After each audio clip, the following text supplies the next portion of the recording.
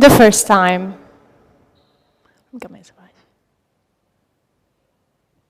It was a sunny and busy morning of July of 2017. I was nervous, waiting for Franca Faletti, and as usual, I was stressing out myself. This time, I was regretting for not having checked out further information about her career, as if I had not gone almost through every detail of it. It was actually good to be in the research pavilion in Venice. I felt that it gave me credibility in order to start a new project in a country where no one knew about my work. After a short while and a couple of SMS, I saw her arriving. She was dressed in casual and fresh clothes. That, and the fact that she was a bit late, made me feel good. I got the impression that she was an approachable person. And yes, indeed. After a short introduction, we decided to go for a coffee.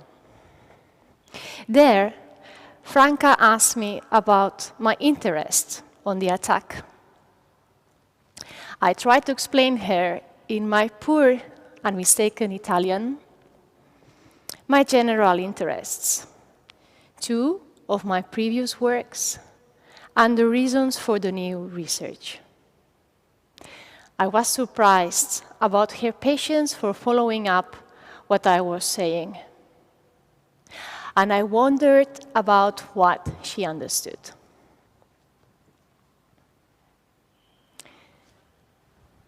It seems that she did get something.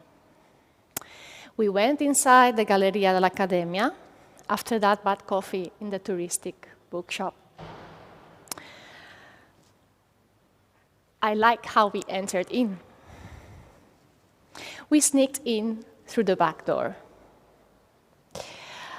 Franca talked briefly to a female guard that was sitting there, to later call the secretary. After explaining to Francesca the motives of our visit, we went towards the rooms. I was still quite nervous, and I got very, very excited.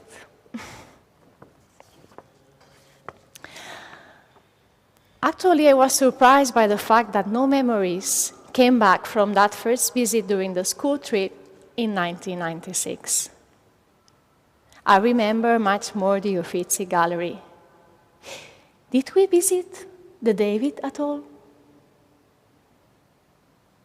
One way or another, there, it was. Surrounded by 100 of tourists that seemed more worried about a selfie than the masterpiece itself. Actually, I thought that it was a miserable situation, and that was one of the first aspects that Franca pointed out. We observed the sculpture and the whole scene for a while. Then I thought it was the moment to start making questions. I had so many questions. Like, for example, were you at the Galleria when the martellata happened? How were you informed about it? Can you recall the guard that was in the room that day? What happened immediately after Piero Cannata dealt the hammer blow? What went detached from the sculpture? How were the pieces collected? Was there any dust in the room? After I pronounced the first question, I got shocked. She, as the former director of the Galleria dell'Accademia, could not describe the details of that 14th of September 1991. She mentioned that was at her office when the martellata happened, but couldn't recall the guard or how the restorers did their primary job. I imagine that in her position there must have been many urgent questions to take care of all at once, like calling the police and then immediately contacting the restorers from the opificio delle pietre dure e lavoratori di restauro. But was she keeping meaningful information, as we just met? And furthermore, why did she refer to the attack as the accident?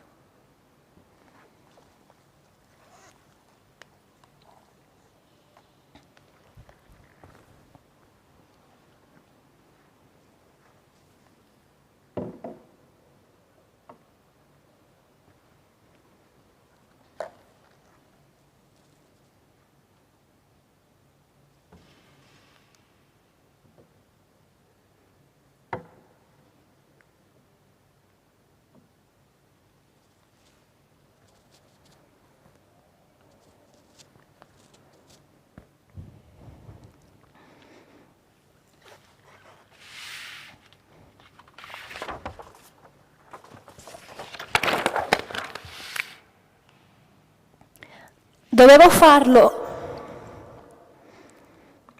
farlo. È una storia di spiriti. È stata una bella Nani, la bella signora del Cinquecento del Veronese, a chiedermi questo. Sapete, ogni tanto la vedo in sogno. Ho colpito piano. Non volevo che le schieghe finissero negli occhi della gente. Anzi, credevo che il marmo fosse più duro, invece si è rotto subito.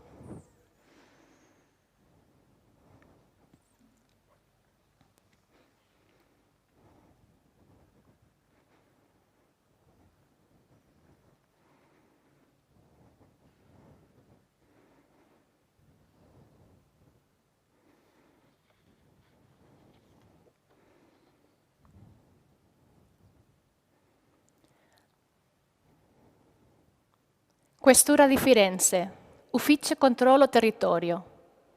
Firenze Li 14-9-91. Oggetto: riferimento dei fatti della volante Novoli con turno 7-13. Al signore dirigenti i servizi di prevenzione sede.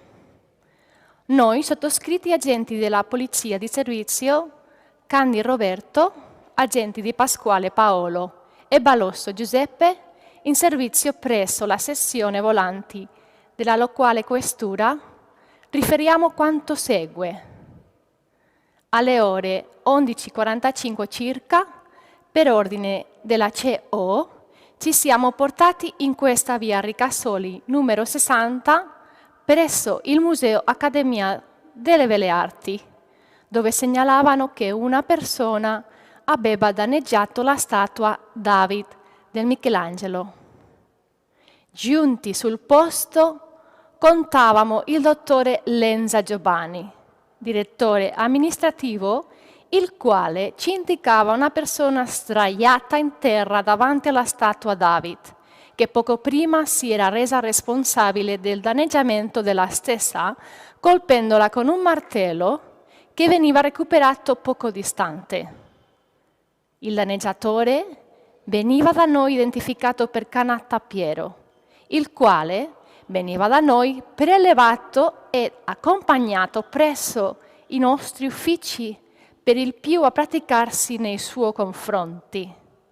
Si fa altresì presente che sul posto veniva identificato anche un turista, tale Albertini Nicola, il quale era stato testimone dell'atto vandalico compiuto dal Canatta. Infatti, ci riferiva che mentre stava ammirando la scultura aveva improvvisamente visto il citato Kanata saltare al di là della recinzione che protegge la statua e con un martello colpire la stessa sul piede sinistro, rompendone il secondo dito. Dopodiché il vandalo si gettava a terra, abbandonando il martello. L'Albertini immediatamente avvertiva i sorveglianti del museo, i quali recuperavano il martello usato per il danneggiamento e tenevano sotto controllo il colpevole fino al nostro arrivo. Il martello veniva da noi debitamente sequestrato con atto a parte e il turista veniva da noi invitato in ufficio per essere preso a verbale. Quanto sopra si ferisce per doverosa conoscenza.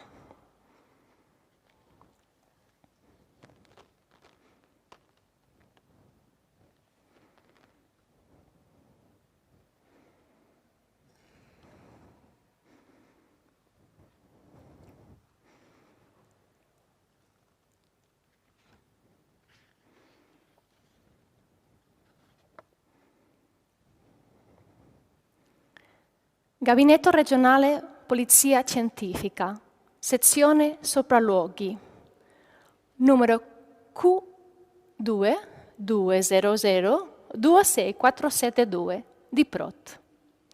L'anno 1991 AD 14 del mese di settembre, dalle ore 12:30 alle ore 14 in Firenze.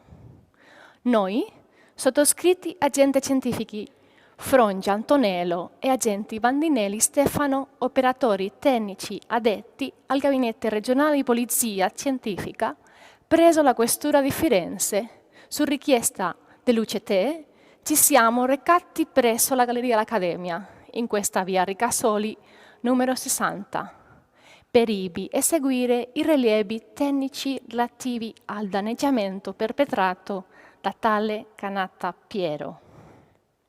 Sulla statua si osserva la frattura di una porzione anteriore della terza falange del secondo dito del piede sinistro. Tale rottura ha esposto una superficie di marmo bianco di forma pressoché circolare. Fatto, letto, confermato e sottoscritto. Frongia Antonello, Bandinelli Stefano.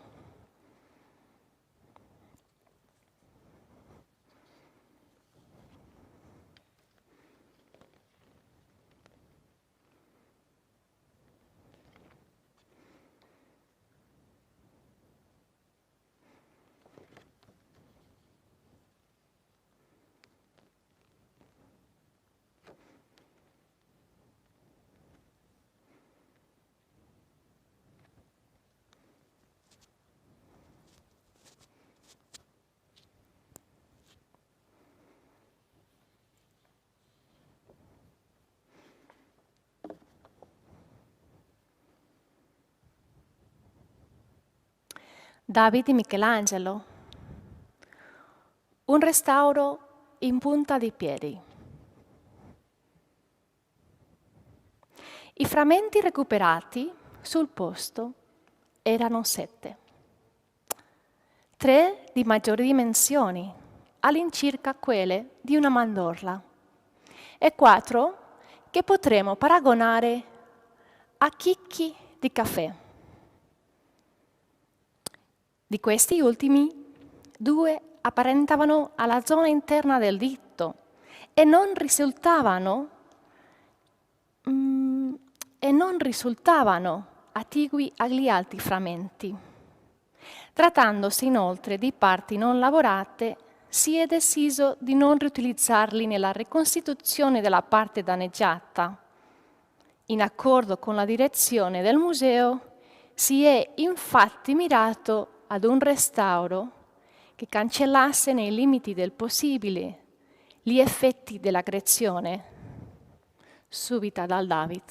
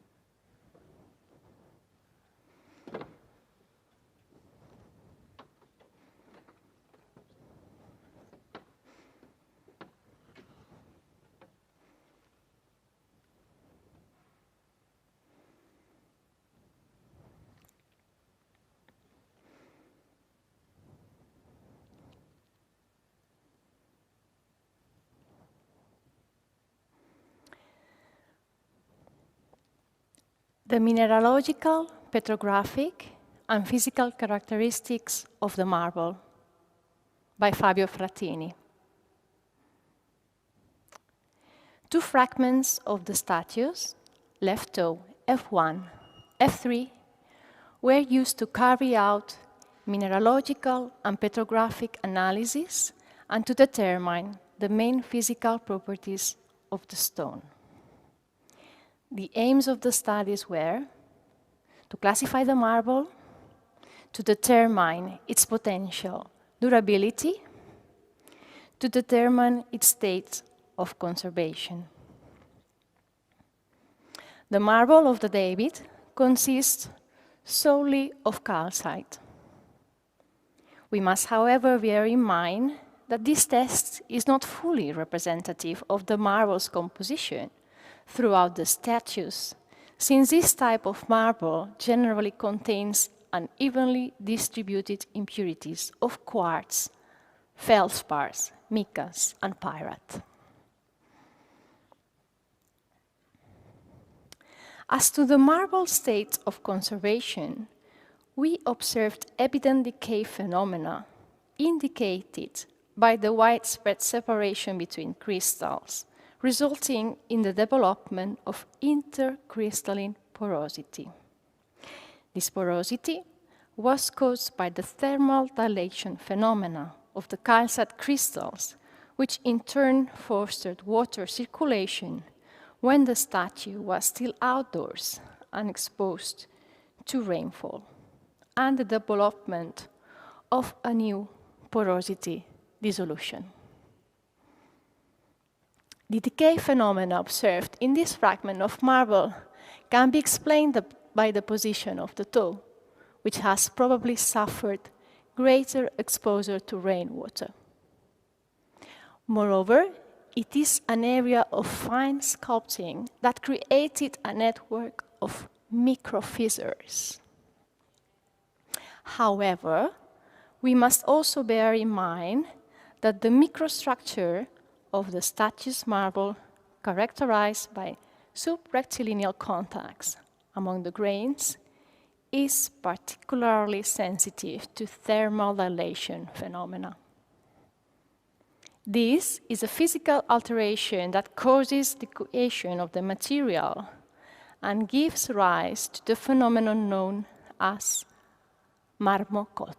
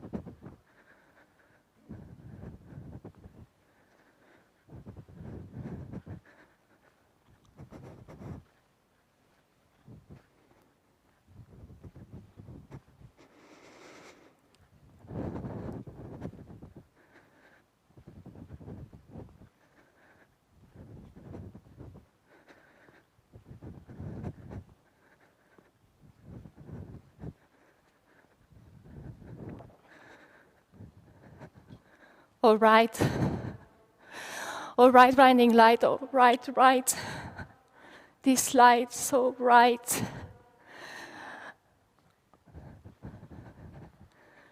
Shocking, how shocking, how shocking, how shocking, shocking.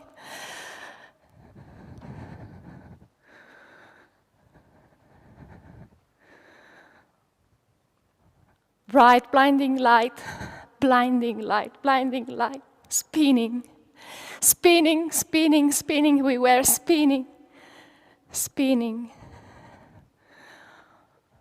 Our orientations we lost. Spinning, our orientations we lost. Spinning. Cold, cold, cold, cold, cold.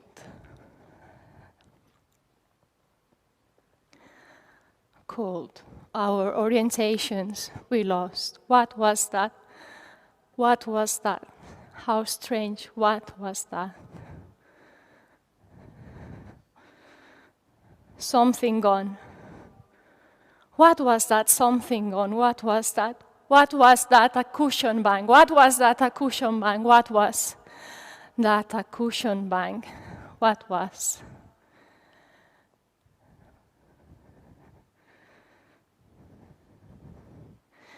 But when Michelangelo sculpted, vibrant, crystallized, they were. But that a cushion was. What was that a cushion bang? What was? What was that a cushion bang?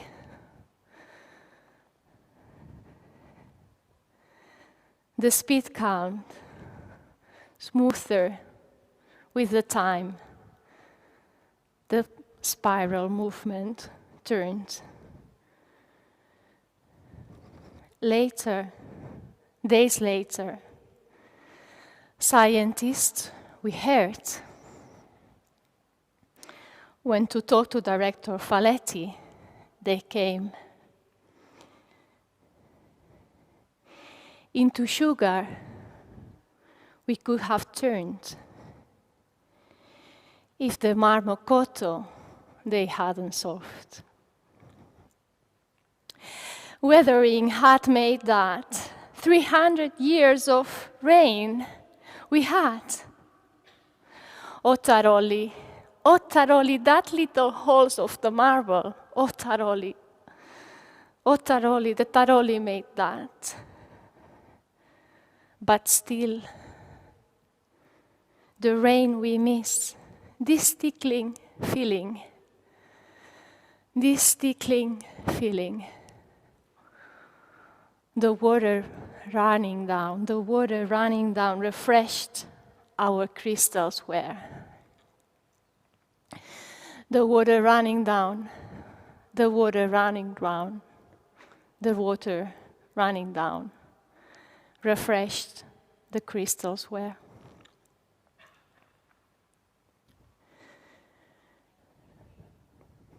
Refreshed the crystals were.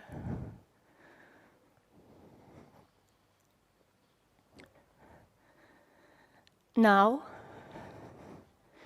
we swing so small, we swing so small, now we swing so small with the air. Now, we swing so small. Now we swing so small. Now we swing so small with the air.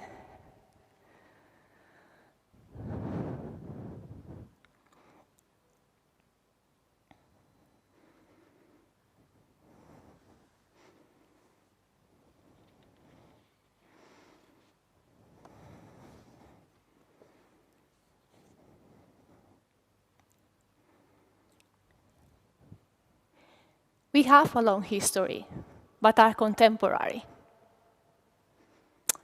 Not being affected by the gravity is fucking hard. Most of the humans dream of being light, able to float and move as if nothing. But no, they do not really know what they mean. When something or someone moves near you, you, want it or not, are dragged by the air that this something or someone has displaced. Sometimes it's a simple swing, like a light breeze, but at moments it's like a real hurricane with gales that come and go in different directions. This is exactly what happens on the busiest days. So today, the last Sunday of the month. In just a few minutes, I went from Sala dell'Orcagna to the hall of the 13th and 14th century painters. From the 13th century painters' hall to the bookstore. From the bookstore to the corridor. From the corridor to Galleria dei Prigioni. From the Galleria dei Prigioni to the Sala del Colosso. From the Sala del Colosso back to the bookshop. From the bookshop again to Galleria dei Prigioni. And from Galleria dei Prigioni to Tribuna del David. It seemed that I was about to get out from the Tribuna del David, but no, I was returned there. I was returned to the Tribuna del David. I have already circled the sculpture 111 times. I'm so tired of this. Why that baker's apprentice had to come to visit here 3 months ago? At least it could have been on a windy day. Then a swallow would have caught me in its aerial search for insects.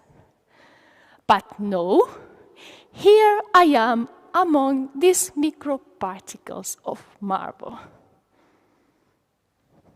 who consider themselves exceptional. How much I miss my warm and friendly companions. Yes, filled with gluten, but always laughing. Instead, those are cold and arrogant, and even worse, antiquated, who can understand this 15th century prose talking. We, the microparticles of spells, also have a long history, but are contemporary. We were harvested last year at the Alta Valle in Graffagnana. Really not, as those old ladies. Of course, they themselves knew, but humans could not trace from which quarry of Carrara the marble block was extracted. A man had to come to hit the sculpture as if one tiny sample could have not been taken before for reading purposes.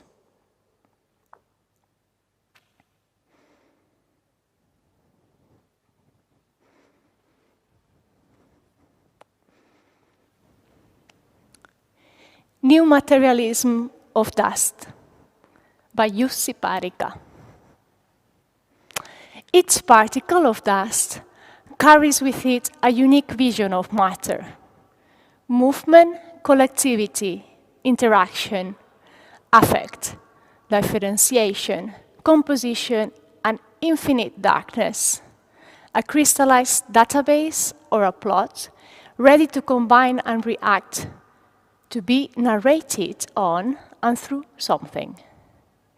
There is no line of narration more concrete than a stream of dust particles.